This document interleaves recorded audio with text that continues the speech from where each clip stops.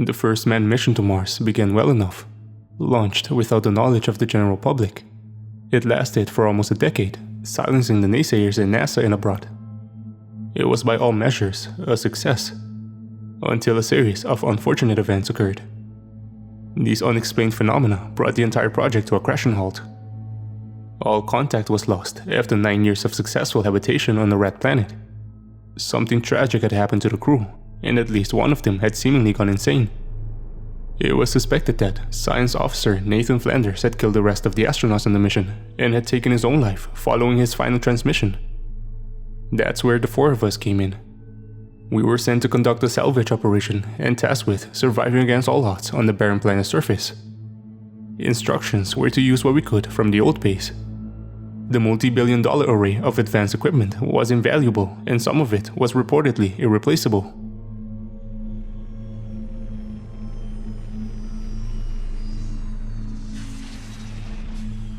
Our flight and landing on the surface went well, proceeding without incident. Despite our nerves, we were on edge, and the 4 of us were jittery with anticipation as we made our way from the landing craft to the hatch, which led to the underground habitation unit. The area surrounding us looked surprisingly similar to Earth. A desolate desert region scattered with flat rocks and boulders. And a sheer wall of rock that jutted out from the ground upwards stood just behind the old habitation unit's coordinates. We bounded toward the hatch, stumbling awkwardly in the lower gravity. I felt occasional moments of success when a step forward was executed just right, but otherwise my ambulation was awkward and clumsy. I fell over at one point and bounced back up after a couple attempts. There was a smile stretching across my face though, and I looked over to see Denise was doing the same. We were each fulfilling a lifelong dream, and despite, or perhaps because of the tension of the situation, we began to grin like idiots and laugh. Finally, we reached our destination. Raymond pried open the hatch door. Dust and sand poured off the flat surface as he heaved it open. Clearly, it had been a while since anyone had gone down there, into the pitch blackness below. The possibility that anyone was still alive in the habitation unit was unlikely, if not impossible. But we had been prepared for nearly any situation. There had been enough food and water supply for one man to survive, and we were told there was a slim chance we would be forced to defend ourselves if compromised crew members were still alive down there. Last contact had been with Nathan Flanders, the failed mission science officer. He had claimed there was something down below in the area being dug out for the base expansion, some sort of organism, and that it had infected the crew. He had called it telepathic slime mold, according to reports. Ridiculous, of course. Nothing could live in the freezing temperatures of the caverns beneath the surface of Mars. It was far too cold for that. But the rationale for that specific delusion made some sense. Flanders had researched slime mold extensively during his formative academic years, so it seemed to follow logically that he would revert back to thinking about it during a mental break. At least, that was what the psychoanalysts back at base thought, that there was some traumatic event underlying all of this that he had failed to disclose in his psych report. As we climbed down into the habitation unit, I began to suspect that we had been wrong to think he had been lying, that we had been wrong about everything. Whispering voices were speaking into my mind, but I dismissed it as nerves and adrenaline, my overworked mind playing tricks on me. The darkness was total as we descended the ladder. By the time we got down to the floor and switched on our headlamps, it was too late. The hatch slammed shut above us automatically, and we looked around in horror to see the controls to open it up again had been covered by yellow slimy webbing that writhed and pulsated as if alive. It was disorienting and surreal, and for a moment I felt like a fly who had fallen into an elaborate labyrinthine spiderweb. It surrounded us in spiraling whirls that enveloped everything in a many-stranded maze of stringy, striated slime mold. All of the habitation unit and its high-tech interior was covered with this stuff. It was built up on the walls and on the ceiling, covering the floors and leaving only the ladder and the small space around the base of it open, as if waiting for us, not wanting to alert us to its presence until it was too late and we were trapped. The yellow webs writhed and moved all around us, reaching out tendril-like towards us from the walls and stretching out to touch us. "Oh my God, what is this?" I heard Aisha whisper breathlessly through the radio. He was right. It wasn't a delusion. It was all true. We need to get out of here now. The captain ignored me, moving forward despite my objections. Hang on, said Raymond. We have to see if we can salvage anything. Maybe we can do something to get rid of this stuff. At the mere mention of that, the yellow slime mold began to whip itself into a frenzy. A piercing ringing noise invaded my mind, and my ears felt like someone was stabbing into them with sharp pins. My knees buckled from the pain, and I nearly fell to the floor. But the sensation subsided a few moments later, and we all relaxed. Why do you not seem the least bit fazed by all this? I asked Raymond, suddenly suspicious. It felt like he was the only one not even remotely surprised by the fact that Nathan Flanders had been telling the truth. There really was life on Mars, and it wasn't human. The three of you would never have come if you had known the truth, he said under his breath. His words were in a monotone, not sounding like himself at all. Besides, it was classified. You knew? I shouted at him in a rage. How could you drag us here knowing this mind-controlling slime was real? As I spoke, the yellow gunk was stretching, spreading, and climbing up my boots towards my ankles. I tried to push it away with my hands, and it got stuck to my fingers and expanded, rapidly growing up my hands and onto my wrists. We need to get out of here, I said, no longer caring what he was going to do. We need to get back to the ship. To do what? We need this place. There's no way the four of us survive here without the equipment in the HAB unit. It took over a decade to set all this up. We just came to try to pick up the pieces. Remember? You want to give up on that already? You have a plan, right? Something you didn't tell us about. Another secret you kept from us. A grin spread across his face. Damn right I do. I'm trying not to think about it too much though, since we're not alone in our minds anymore. Try to think about something else. Golf or something, okay? Just don't get thinking too hard about what I might be planning to do. This slime stuff ain't gonna like it. I nodded, resigned to follow him a little further. We had come this far after all. We continued deeper into the narrow confines of the habitation unit. The webbing reached out, and I felt it touching me in places outside my suit, moving towards my helmet. But I tried not to panic. I noticed Aisha had the same calm demeanor as Ray, and wondered if she knew what we were in for as well. Do you think it's possible that Nathan is still alive? Denise asked, her voice shaking. Doubtful. Movement came from up ahead, and I saw something in the shadows. A shape lurching forward. The thing which came out of the next room clearly once was an astronaut. But it was not Nathan Flanders. A voice rang clearly through my mind, and I heard it was a woman speaking softly. Her tone was soft and lilting, almost sing-song. I found myself wanting to go to her as I listened, and looked down to see the web slime moving up my leg further now, almost to my midsection, crawling up my body and encasing me in it. I tried to back away, but found it was difficult to move suddenly. The yellow gunk was becoming more tenacious, gripping me and holding me in place like vines. Won't you stay with us? Be one with us? Don't you want to be part of something bigger than yourself? She asked inside my mind. Her face came out from the shadows, and I saw now that her entire head was covered with the yellow webbing. It reached in from the crack in the helmet and spun itself around her features like jaundice cotton candy. A mask of it covered her face, but it was translucent enough to see through in places. The tendrils of yellow slime webbing had enveloped her body, and it carried her across the floor towards us, as if she were floating upon a cloud. What did you do with the rest of them? I heard myself asking aloud. We needed nourishment. It was such a long sleep. But now, we are well fed and looking for more hosts. If you want to live here, this is the only way. If you prefer to die, that can be arranged as well. Raymond was reaching for something in his bag. I tried not to think about it too much, what he was planning to do. He pulled out a weapon of some kind. I had no idea it even existed, or had been brought on a journey. But then again, no one had told me we would be fighting for our lives against mutant telepathic slime mold either. The horrifying web-cover astronaut who was coming towards us was close now, only a few meters away in the confined space. Ray squeezed the trigger, and the gun let out a blast of reddish-white light like a white laser beam. It went past our attacker, missing White. She was closing in now, the webbing bringing her towards us like a wicked chariot.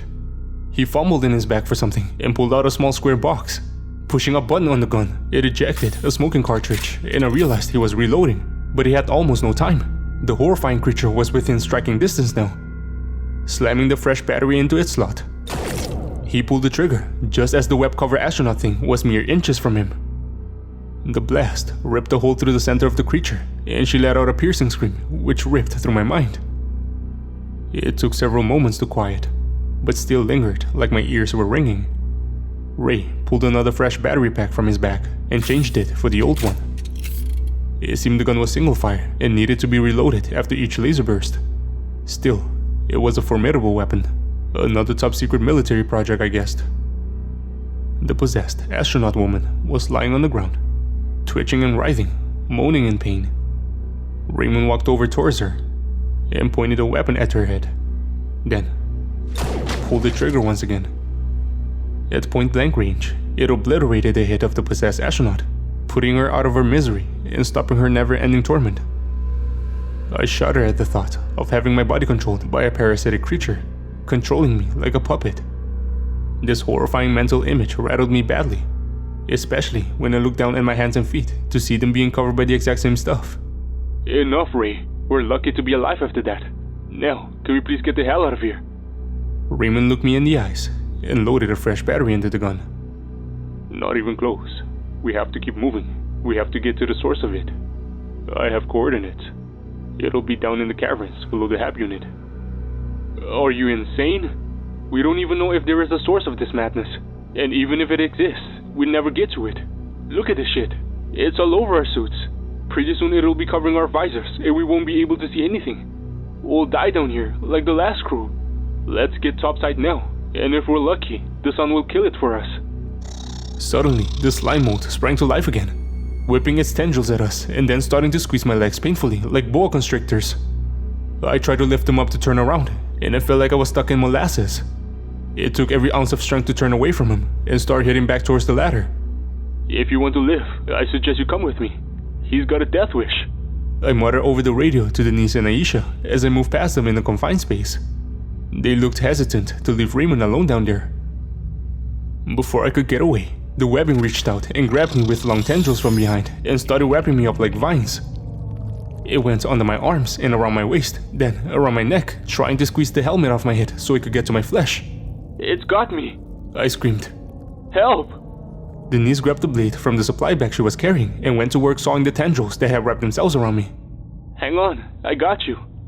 Meanwhile, Aisha moved past and caught up with Raymond, her face looking hurried and uncaring for my predicament. Leave them, Raymond said to her, and she nodded. They stepped over the astronaut's corpse and continued through the HAB towards the back end where it led towards the caverns. To the source. I screamed at them, cursed at them both, knowing they had been aware all along. They had both been briefed on what had really happened here. Things that I hadn't known about until just then. Denise was cutting at the ropes of the webbing that were holding me there, but every time she cut one loose, another grabbed hold.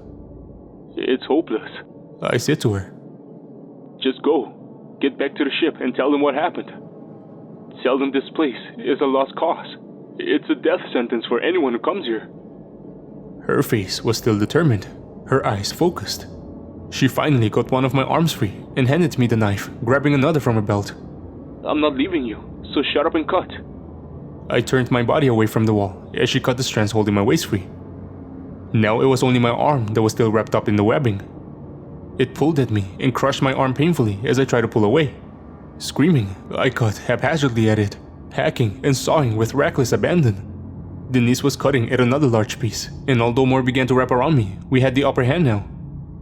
Slashing at them with every ounce of energy we had, I finally managed to pull myself free.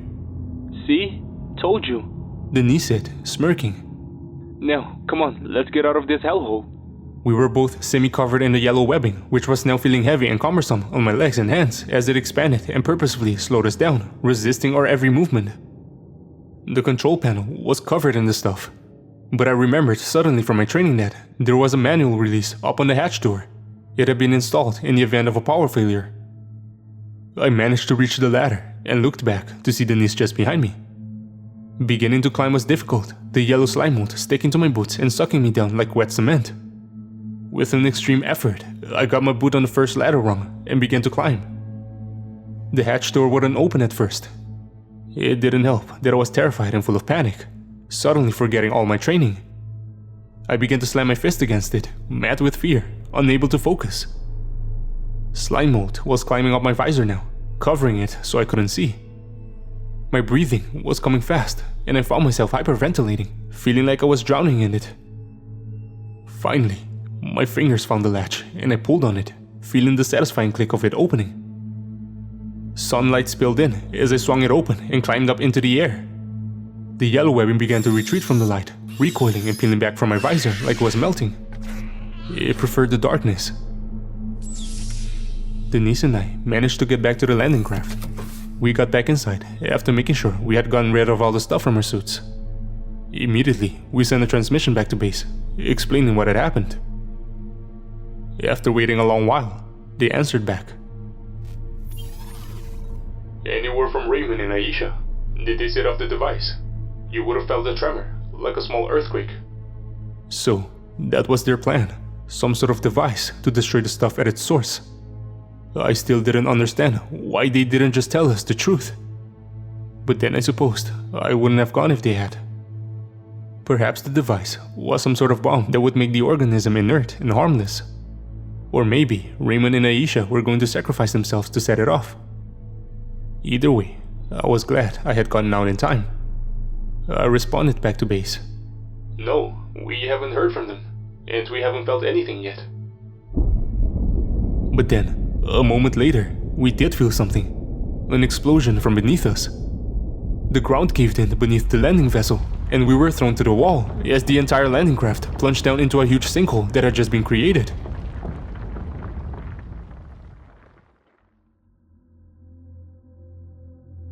When everything settled, I opened my eyes to see Raymond and Aisha staring at us through the window of the landing vessel in the darkness. The yellow slime mold still covered their suits. It was on their visors now, and had found its way inside and onto their faces and into their eyes and mouth, nostrils and ears. They were being controlled by the parasitic slime mold now. It was governing their actions. And they had used the device designed to destroy it, to instead bring us down below, into the darkness, where we would be vulnerable to it. We held the doors closed as they pulled on the hatch, trying to get into the ship. There was a steel rod which we managed to wedge the door closed with, at least for now. Still, it won't hold forever.